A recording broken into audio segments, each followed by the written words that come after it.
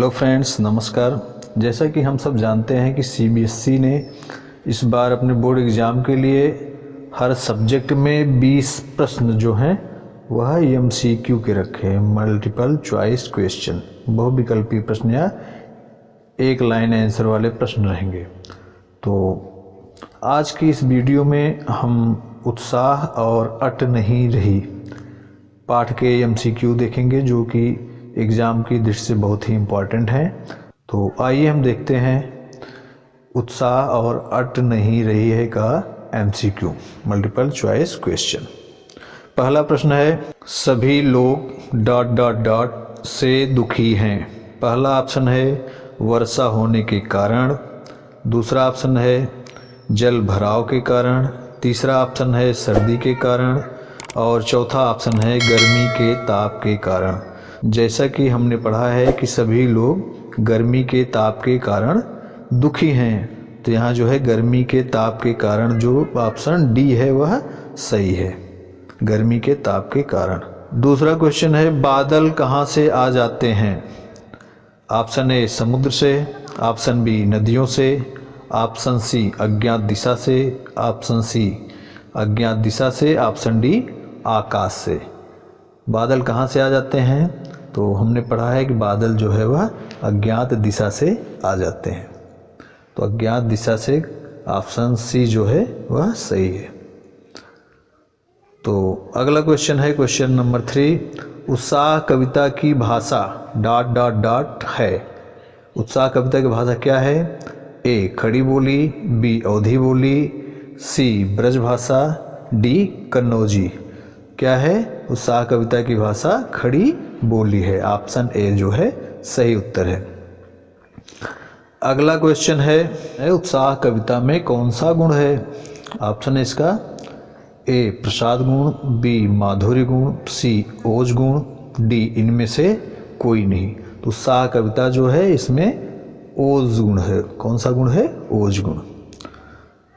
तो अगला क्वेश्चन है, अट नहीं रही है कविता में किस ऋतु का वर्णन है। पहला ऑप्शन है शरद ऋतु, दूसरा ऑप्शन है हेमंत ऋतु, तीसरा ऑप्शन है वसंत ऋतु, चौथा ऑप्शन है वर्षा ऋतु। तो अट नहीं रही कविता जो है उसमें बसंत ऋतु का मनोरम चित्रण किया गया है, इसलिए ऑप्शन सी जो है वह सही है। अगला क्वेश्चन है क्वेश्चन 6, अट नहीं रही है कविता में किसे संदेश देना चाहता है कवि। अट नहीं रही कविता में कवि किसे संदेश देना चाहता है। बादलों को, अपने प्रीतम को, आकाश को और चौथा ऑप्शन है वन को। तो किसे संदेश देना चाहता है, बी अपने प्रीतम को। अगला क्वेश्चन है क्वेश्चन 7, उड़ने को नभ में तुम पर कर देते हो, इस पंक्ति में कौन सा अलंकार है। ऑप्शन ए श्लेष अलंकार, ऑप्शन बी यमक अलंकार, ऑप्शन सी रूपक अलंकार, ऑप्शन डी उपमा अलंकार। तो अलंकारों में हमने पढ़ा है कि जहाँ कोई शब्द एक से अधिक बार आता है और उसके अलग अलग अर्थ होते हैं, वहाँ पर यमक अलंकार होता है। तो यहाँ पर यमक अलंकार होना चाहिए, इसके लिए ऑप्शन बी जो है वह सही है, यमक अलंकार। क्वेश्चन नंबर 8 है, उड़ने को नभ में तुम पर कर देते हो, इस पंक्ति में दूसरे पर का क्या अर्थ है। ऑप्शन ए पंख, ऑप्शन बी पक्षी, ऑप्शन सी पत्ता, ऑप्शन डी प्रदान करना। दूसरे पर का क्या अर्थ है, प्रदान करना, ऑप्शन डी आंसर सही है। अगला क्वेश्चन है, कवि का प्रिय घर को किस प्रकार सुगंध से भर देता है।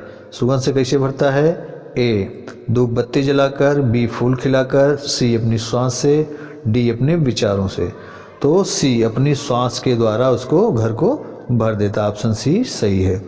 अगला क्वेश्चन है, चारों ओर किसका सौंदर्य व्याप्त है। ऑप्शन ए पहाड़ों का, ऑप्शन बी झरनों का, ऑप्शन सी प्रकृति का, ऑप्शन डी इनमें से कोई नहीं। तो हमने पढ़ा था कि चारों ओर प्रकृति का सौंदर्य व्याप्त है, इसलिए ऑप्शन सी जो है वह सही आंसर है। अगला क्वेश्चन है, कवि किसकी ओर अपनी आंख नहीं उठा पा रहा है। ए अपने प्रियतम की ओर से, बी प्रकृति के सौंदर्य की ओर से, सी बादलों की ओर से, डी आकाश की ओर से। तो हमने पढ़ा है कि कवि जो है प्रकृति के सौंदर्य की ओर से अपनी आंख नहीं उठा पा रहा है, इसलिए ऑप्शन बी जो है वह सही है। अगला क्वेश्चन है, वन के वैभव में क्या कूट कूट कर भरा हुआ है? शोभा और सौंदर्य ऑप्शन ए, पेड़ और पौधे ऑप्शन बी, पहाड़ ऑप्शन सी, नदियाँ ऑप्शन डी। शोभा और सौंदर्य ऑप्शन ए जो है यही सही है। अगला क्वेश्चन है, अट नहीं रही है कविता में कौन सा गुण है? तो पहला ऑप्शन है माधुर्य गुण, बी दूसरा ऑप्शन है प्रसाद गुण, तीसरा ऑप्शन है ओज गुण, चौथा ऑप्शन है सगुण। तो इसमें कौन सा गुण है? प्रसाद गुण है, इसमें प्रसाद गुण है। अगला क्वेश्चन है, निराला किस वाद से जुड़े हुए कवि थे?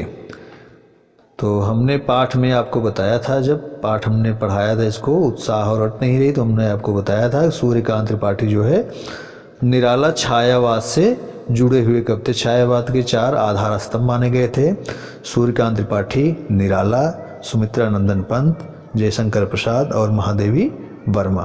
तो सूर्यकांत त्रिपाठी निराला जो है वह छायावाद के कवि हैं, तो इसलिए ऑप्शन ए जो है वह सही है। अगला क्वेश्चन है, निराला का जन्म कब हुआ था? तो ऑप्शन ए है सन 1887 में, ऑप्शन बी सन 1885 में, ऑप्शन सी सन 1897 में, ऑप्शन डी सन 1903 में। निराला जी का जन्म कब हुआ था? सन 1897 ईस्वी में, इसलिए ऑप्शन सी जो है वह करेक्ट है। अगला क्वेश्चन है, निराला जी ने इनमें से किस पत्रिका का संपादन किया?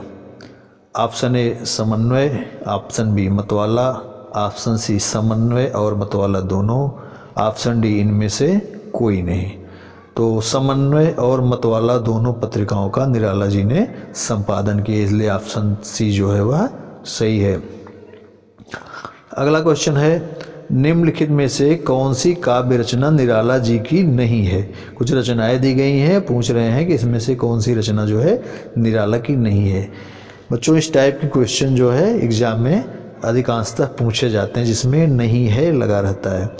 तो ऑप्शन ए है अनामिका, ऑप्शन बी है परिमल, ऑप्शन सी है सरोज स्मृत, ऑप्शन डी है झरना। तो निराला की रचना है अनामिका, परिमल और सरोज स्मृत है। झरना इनकी रचना नहीं है, झरना जयशंकर प्रसाद जी की रचना है। तो इनकी रचना कौन सी नहीं है? झरना, डी सही आंसर है। अगला है, निराला जी की अधिकतर रचनाएं में मिलती हैं। ऑप्शन ए रोला में, ऑप्शन बी मुक्तक में, ऑप्शन सी सोरठा में, ऑप्शन डी दोहा में। पूछा जा रहा है कि निराला जी की अधिकतर रचनाएं किस छंद में मिलती हैं? तो किस छंद में मिलती हैं? मुक्तक छंद में मिलती हैं।